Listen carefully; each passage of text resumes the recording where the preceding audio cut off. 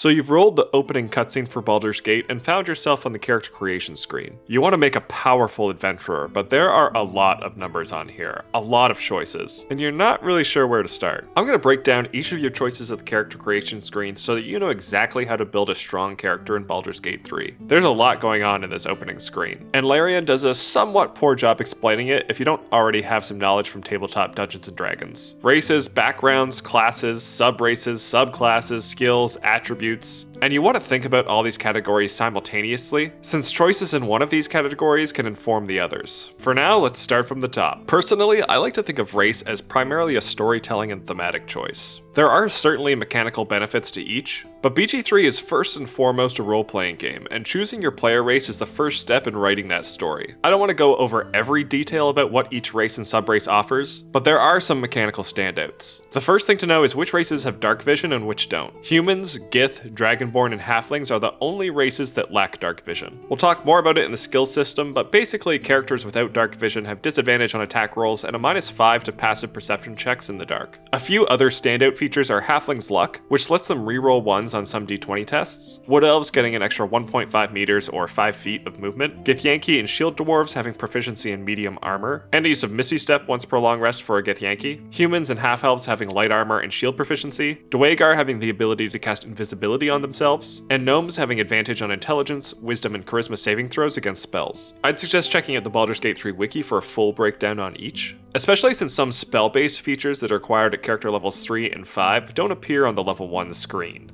You'll notice that with Githyanki, Drow, and Tieflings. Your race may also offer the occasional themed dialogue choice when talking to NPCs that are a nice variety as you try different playthroughs. I would just suggest not picking your race solely because of a mechanical benefit, and really trying to create a role-playing character. Most of my playthroughs have been as a Dragonborn, which are by and large considered the worst race of the bunch. They don't even have dark vision, meanwhile dragons have true sight.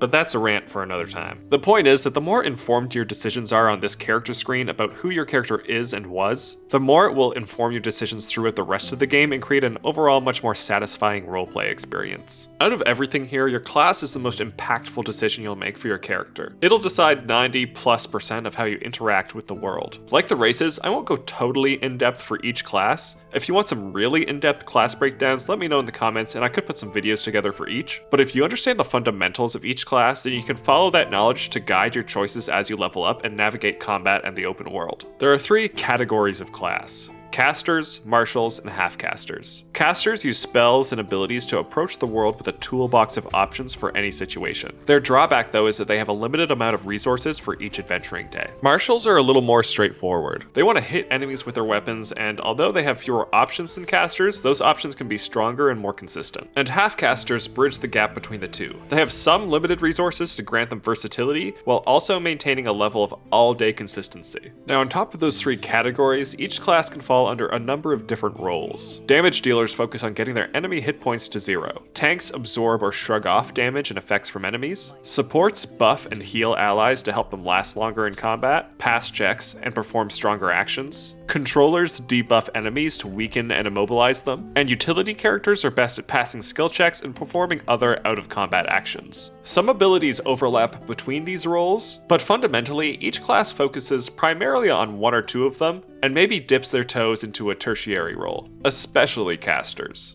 Then what subclass you choose can either cement you into one of those roles, or grant you versatility between a few. Of course, the balance between classes is not fantastic, even in tabletop, never mind Baldur's Gate, so some are stronger and more comprehensive than others. But every class and subclass can be viable, except for maybe Arcane Trickster, because right now basically all of their abilities are bugged. But that might change in time or with mods. I'll do a brief overview of each class, starting at the top with Barbarian. Barbarians are martial tanks and damage dealers far above any of the other roles. Their main feature, Rage, grants them bonus damage to their melee attacks and resistance to physical damage, so they take half the normal damage other classes do. Most of their class and subclass features either increase their overall damage or their survivability against both physical and magical effects. Some subclass choices like Wild Magic and Wild Heart Barbarian have some minor support and control abilities you can build for, but all of them still revolve around combat. Bards are full casters that excel in utility. Although their primary spell list leans towards support spells like Healing Word, their ability Magical Secrets, which allows them to learn spells from nearly any other class, makes them the most versatile of all the classes, able to fill any role in a party. This, plus some of their extremely strong subclass features, makes Bard one of, if not the best classes in the game,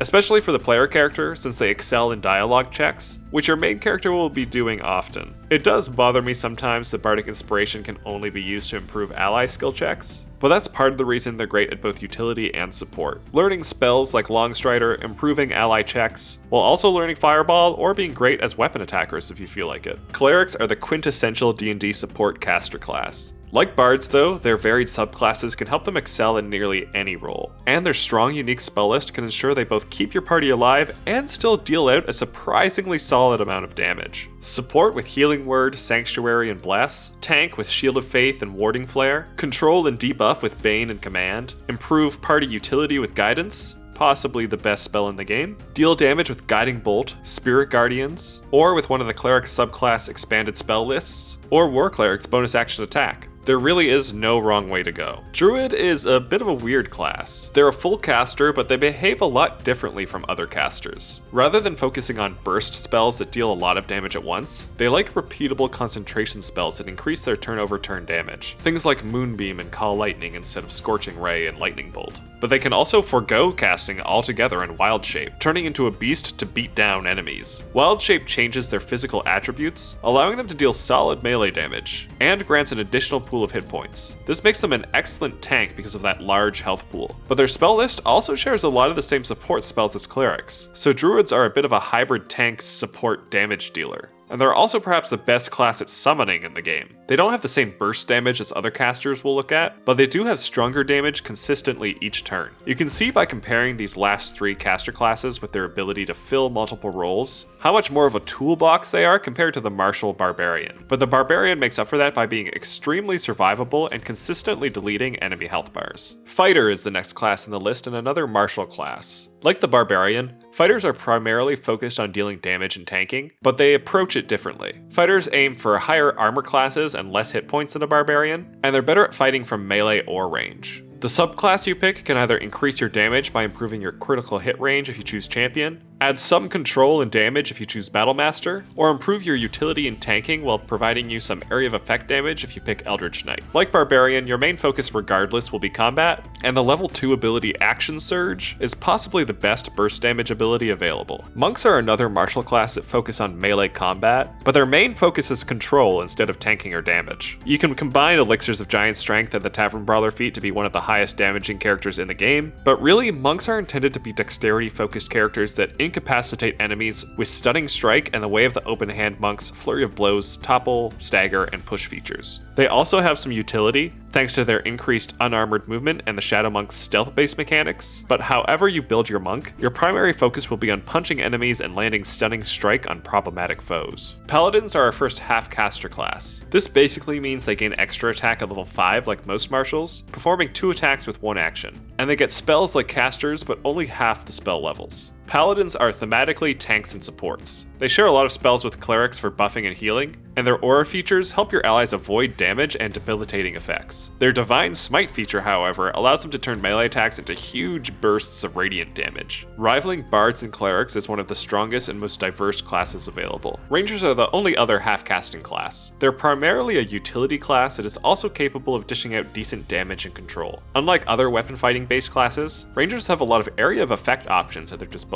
from Hail of Thorns and Hordebreaker at early levels to Conjure Barrage, Volley, and Whirlwind attack at later levels. Most of these options are part of the Hunter subclass. Gloomstalker does an excellent rogue fighter multi-class impersonation, and Beastmasters bring an array of tankiness and control to the battlefield. Rogues are the last full martial class, and in BG3 often considered one of the weaker classes, which is ironic because they're quite good in tabletop. Regardless, rogues are masters of utility and the best skill monkeys in the game. They get the most skills at level 1 as well as expertise to double their proficiency bonus in select skills. You usually want someone with at least 1 level or more of rogue in your party to pick locks and disarm traps. You could even toss some points into charisma and be solid at persuasion or deception. Their damage lacks somewhat because the magic items in Baldur's Gate are focused around extra attack, which rogues lack. So late game, their once per turn damage from sneak attack begins to fall off. But they're also resiliently tanky thanks to uncanny dodge halving damage once around, and evasion letting them avoid harmful effects based on dexterity saving throws. Despite their late game weakness as a solo class, they're one of the most common 1 to 4 level multi-class steps because their best features are a little bit front loaded. Sorcerers are usually the source of the crazy damage numbers you see in some YouTube video builds. They're full casters focused primarily on damage and can inflict huge amounts of burst damage thanks to their meta magic letting them cast more and bigger spells each turn. Their spell list is limited, so they don't have a wide array of tools at their disposal, but it does include a few control and support spells if you want to go that route. Warlocks are my personal favorite class. They're weird full casters that get less spell slots to use, but ones that refresh on short rests instead of long rests. Their main damage focus is through the cantrip Eldritch Blast that lets them deal solid damage all day and push enemies around the battlefield. But they can also take Pact of the Blade to be a solid melee fighter with their strong spellcasting to give them versatility. They have some of the strongest spells in the game at their disposal, can gain benefits to skill checks, and have a surprising number of defensive features, which makes them great all-rounders that primarily control the battlefield and deal good damage. The only thing they lack fully is support. Wizards are kind of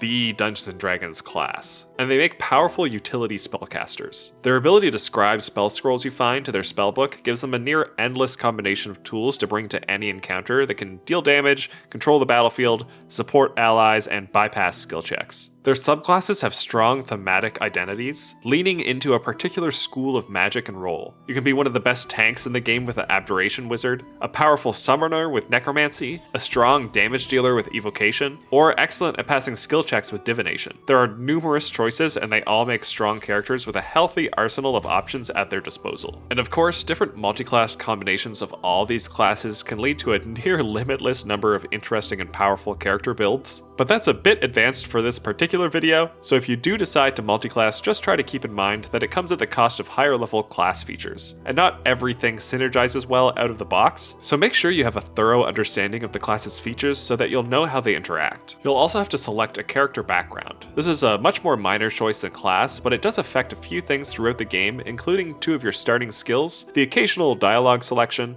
and it determines what in-game choices and actions grant your character additional experience points and inspiration that you can use to reroll failed d20 tests. Some backgrounds feel like default picks for certain classes. A rogue is usually a charlatan, criminal, or urchin. A ranger is usually an outlander or maybe a folk hero. Fighters are often soldiers or nobles. Wizards are sages. Entertainers, obviously bards. But you don't have to feel so constrained when making your choice. Maybe your rogue was actually a guild artisan. Over time, you started cooking the books and making back alley deals and fraternizing with the black market. Or your fighter was an entertainer, like a gladiator or someone who worked as a stage combatant in a traveling theater troupe. The options are limited only by your imagination, and the more creative you get, the better an experience you'll have role-playing throughout the game. Finally, we have our ability score improvements. Math. I like to think about race, class, and background kind of all together as I build out a character. Whatever their story is kind of informs those choices, and then the stats you pick will determine the effectiveness of whatever you've chosen in those categories. Selecting your class provides some default stats, which are okay, but can definitely be improved upon. I want to go over each stat and what it pertains to, but a general rule of thumb is that these numbers don't actually matter. What you care about is the ability modifier that your ability score grants, which is only increased at even numbers, with 10 being 0,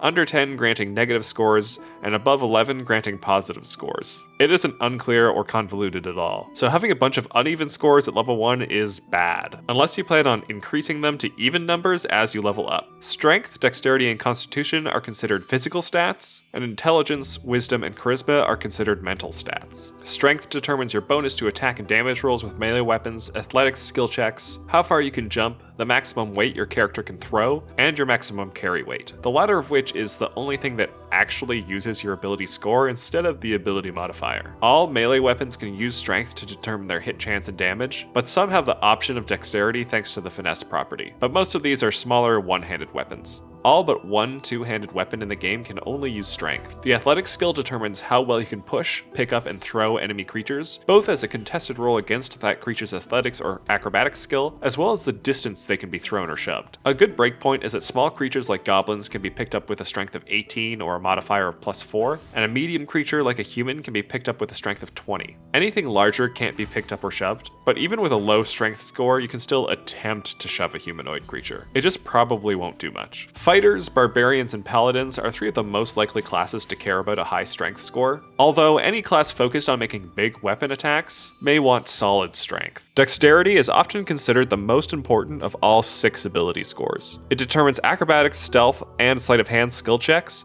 attack and damage rolls for ranged weapons and melee weapons with a finesse property, initiative, armor class for clothing, light and medium armor, and dexterity saving throws, which are one of the most common rolls you'll make to avoid damage from spells and other non-weapon effects. Acrobatics is a bit of an odd skill in BG3 because it's literally only used as a way to resist being pushed by an enemy, and only if your bonus to it is higher than your bonus to athletics. So if you have a low strength score, you probably want proficiency in this skill to avoid being yeeted off cliffs, but that is literally all it does. Stealth is mostly rolled if you're trying to hide inside enemy vision cones, but if you avoid stepping into those cones, then you avoid rolling the check entirely. Sleight of hand lets you disarm traps and open locks though, which makes it one of the most common checks in the game, assuming you don't want your party constantly stepping into explosions and you like loot. Initiative determines the turn order of characters in combat, and going before your enemies can mean the difference between winning and losing an encounter, so having at least some points in dexterity is pretty recommended. Initiative is made as a d4 roll, so even a small bonus makes a big difference. And unless you're wearing heavy armor, you're going to be adding dexterity to your armor class. You want to typically aim for an AC of at least 16 to 20 after combining armor, shields, and other bonuses from class abilities and items. Rogues, rangers, monks, and bards are typically the classes that care the most about having a high dexterity score, but any class making finesse or ranged weapon attacks wants a good dexterity score. And basically everyone wants at least a little bit since dexterity affects so many things. Constitution determines first and foremost your number of hit points. This is a combination of your base class hit die, which varies from class to class. Wizards and sorcerers have the lowest at 1d6, and barbarians have the highest at 1d12. Then you also get a bonus per character level equal to your constitution modifier. And this bonus is retroactive, meaning if you improve your con later, you still get the bonus for each level. So you really don't want a negative constitution score. Hit points are pretty important for surviving combat, so you typically want to aim for a 12 to 16 constitution score at the very least for a modifier of +1 to +3. There are no skills attributed to con, but constitution saving throws are pretty common effects for your character to resist, especially for spellcasters who need to make constitution saving throws whenever they take damage while concentrating on a spell in order to maintain that concentration. Intelligence is probably the statistic that is most often dumped to 8 during character creation because the only class that really needs intelligence is wizard, but it also affects 5 skill checks including arcana, history, investigation, nature, and religion. I really think medicine should also be an intelligence check, but that's just me. Wizards, Eldritch Knight fighters, and arcane trickster rogues all use intelligence as their spellcasting stat, which means it affects their hit chance when using spell attacks, and their saving throw difficulty class, or DC, for enemies trying to resist the effects of their spells. This includes spells they learn by leveling up, as well as spells cast from scrolls and other items. Wisdom is the most used of the 3 mental stats. It applies to the animal handling, insight, medicine, perception, and survival skill checks. Determines the effectiveness for Cleric, Druid, Ranger, and some Monk class features, and it's the most targeted statistic for debilitating spell and ability effects. Occasionally, intelligence and charisma saving throws are targeted, but most spells like Hold Person, Fear, Crown of Madness, and many more all force creatures to roll wisdom saving throws to avoid their effects. So dumping wisdom entirely comes at a risk when you're up against enemy spellcasters. Perception is also a really common skill check. Your characters will roll it passively a lot while outside exploring. This often uses your passive perception, which is determined by a base score of 10, and then adding your wisdom on top of that, as well as your proficiency bonus if you're proficient in perception. And if you're in low light and don't have dark vision, then you either make the check with disadvantage, or you get a -5 penalty to your passive perception. Charisma determines some of the most common skill checks in the game: deception, intimidation, and persuasion. They will all come up in dialogue conversations frequently. Oh, also, performance. Now, it isn't absolutely necessary that you have a high score with these skills. Sometimes either proficiency, even without a high charisma, is fine, or most often there are ways around the dialogue checks like insight checks, detect thoughts, or finding ways in the world to help steer to the conclusion you want. It does make things easier if you want to talk your way through the game, though. Bards, sorcerers, warlocks, and paladins all use charisma to determine their spell and ability effectiveness, and all make great party faces because it happens to coincide with these important skill checks. Now, actually attributing points to these ability scores is done through what is called the point buy system in tabletop. You have 27 points to work with. Increasing a stat from 8 to 13 costs 1 point for each increase,